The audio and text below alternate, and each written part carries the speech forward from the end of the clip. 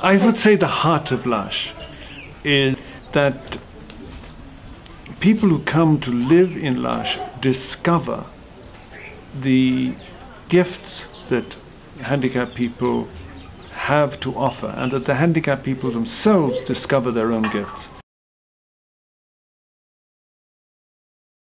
All started with one person, Jean Vanier, who is French-Canadian. He worked with a group of students in France.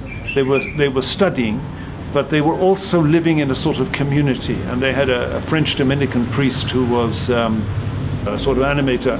In the early 60s, Jean went to visit this Dominican priest, who had now been made the chaplain of a home for people with intellectual disabilities in the village of Trolly-Breuil, north of Paris, quite close to Compiègne.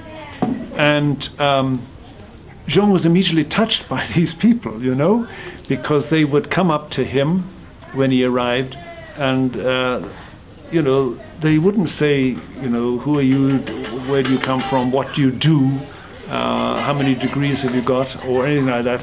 They would just look at him in the eyes and just say, do you want to be my friend? He discovered that quite apart from him doing something for them, they were doing something for him. And he reflected on this and he thought about it, and gradually the whole idea of L'Arche was born. That L'Arche is really a coming together of two ideas or two principles. One, the caring for people who are disabled, intellectually disabled, giving them a family background, giving them an environment where they can develop and grow.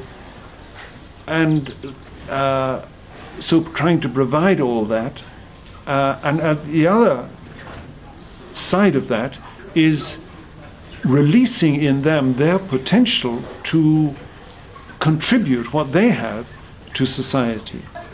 We started a sort of sister organization, which was much easier to start, which is just, we'd call it Faith and Light. Faith and Light is about families of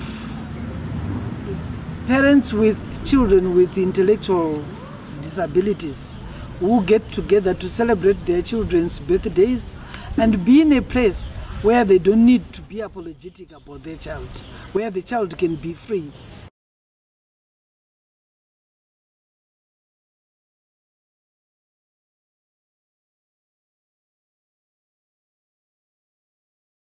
In L'Arche, very often we're dealing with people who literally don't have any parents. They're people who are abandoned, and some of the people here were found in the marketplace. There was one little boy was just abandoned in the marketplace, and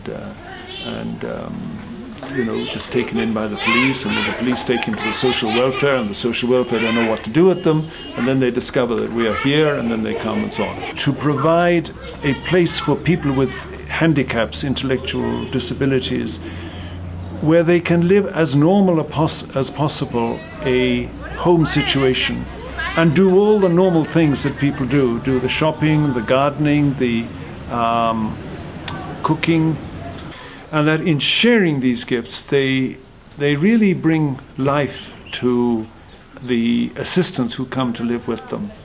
But it requires a considerable sacrifice or self-giving on the part of the assistants. They have to slow down.